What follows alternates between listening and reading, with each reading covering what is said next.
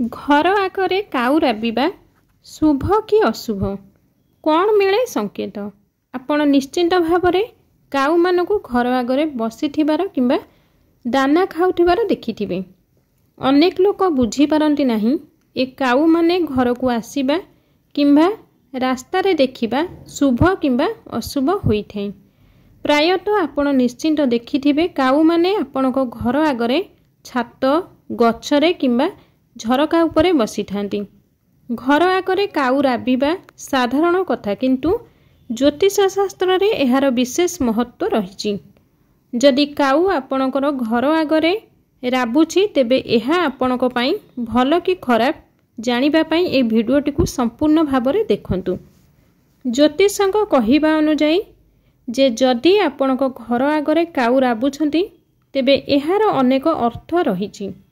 बेले बेले एहा शुभ एवं केतेबेले एहा अशुभ होइथाय। काऊ केउ समय रे राबुछि ताहाकु नै शुभ अशुभ स्थिर करा जाय। काऊर आगमनर कारण कोन? जदि काऊ सकाळे आपणको छात उपरे बसुछि तेबे एहार अर्थ हेउछि आपणको घरकु जणे अतिथि आसीबाकु चाउछंती। आपण तांको पई विशेष प्रस्तुति करिबा उचित। जदि आपण घरु बाहरिबा समय रे काऊ राबुछि तेबे जे बुझंतु जे आपण जे कोनोसी काम पई जाउछंती आपण निश्चिंत एथिरे सफलता हासिल करिवे। एहा एक शुभ संकेत अटे। जदि काऊ पल आपणको घर उपरे बुलुछंती बा उड़ी बुलुछंती तेबे आपणको सतर्क रहिबा उचित। एहार अर्थ आपणको घरे किंबा आपणको जीवन रे किछि अघटन घटिबाकु जाउछि। एहा व्यतीत जदि आपणको घरे काऊ दक्षिण आड़कू बसी राबुछि तेबे एहार अर्थ हेउछि जे आपणकर पूर्वपुरुष माने आपणको उपरे रागिछंती। आपणको उपरे पितृदोष लागिछि।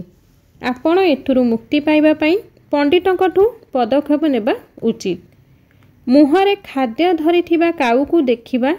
जदि आपण काऊ को खाद्य किंबा रुटी खंड धरी बसीथिबार बा उडुथिबार देखंती तेबे एहा शुभ होइथाय।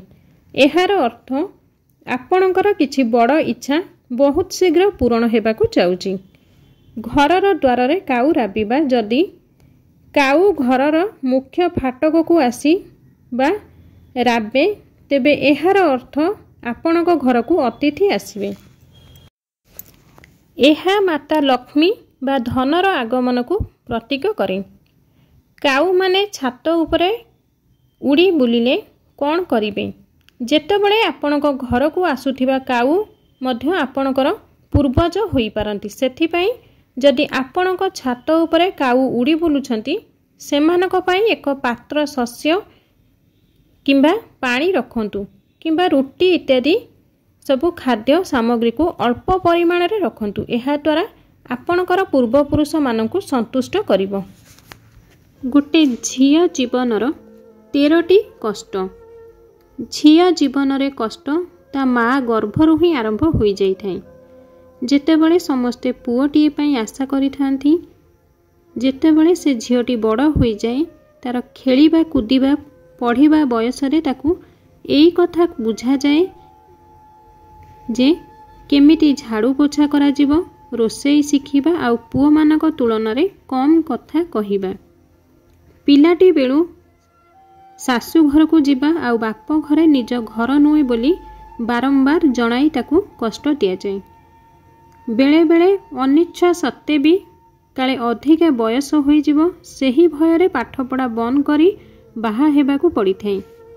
जीवन रे थरे जदि केउ पुरुष को एभली कष्ट हुए ना से पुरुष जंत्रणार मुक्ति पाइबा पई निश्चय कांदी पकाइबो।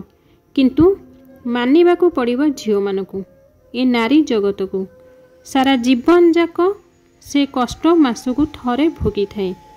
पिला जन्म माँ करे 10 मास 10 दिन पेटरे धरी, किंतु पिलार ना बापा हिसाब रे रुहे। मानुची एहा सत बापा पालन करे, किंतु ता ठारू बड़ काम माँ लालन करे। बापा तो बाहरे टाइम टी को केमिति भी पास करि दियंती, किंतु संतानर सबु नखरामी आ दुष्टामी भितरे सी समय काटी दिए। ना निज इच्छारे किछि खाई पारे ना निज इच्छारे किछि पिंधि पारे। अधिकांश क्षेत्र में ताकू ए कथा बुझा जाए कि तू गोटे झीटीए, तेणु सबुबेले हिसाब रे रह। पुओ पिला तो पितल बासन परी धोई माजी देले सुना, किंतु तू धला सार्ट आउ माटी माठिया परी थरे दाग कि कलंकी लागिले आउ धोई हेबो नहीं कि सफा भी करी हेबो नहीं। एही परी सेमानकु पदार्थ आउ वस्तु सह तुलना करा जाए। घर ठारू किछि दूर को चली गले माँ बापा झीटीए पई भारी व्यस्त हो जाती पुओ मानक अपेक्षा। किछि भूल करि थांतु कि न करि थांतु झीटी को देखु देखु तार चरित्र उपरे प्रथम संदेह करा जाए।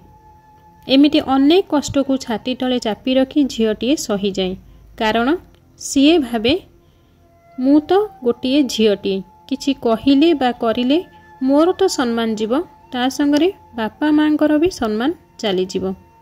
गोटे पुरुष अनेक नारी भितरे भी निजको सुरक्षित मने करि थाए, किंतु जणे नारी गोटे अचिना पुरुष सहित भी असुरक्षित मने करि थाए। समय सह नारी सबु सही जाए, सेथिपई नारी को सहिष्णु बोली कहा जाए। एक तालरे माँ, भौणी, स्त्री, भाउज आउ केते कौन संपर्क ताकू विभिन्न चरित्र रे भल अभिनय करने को पड़े। एमिति सारा जीवन कटि जाए।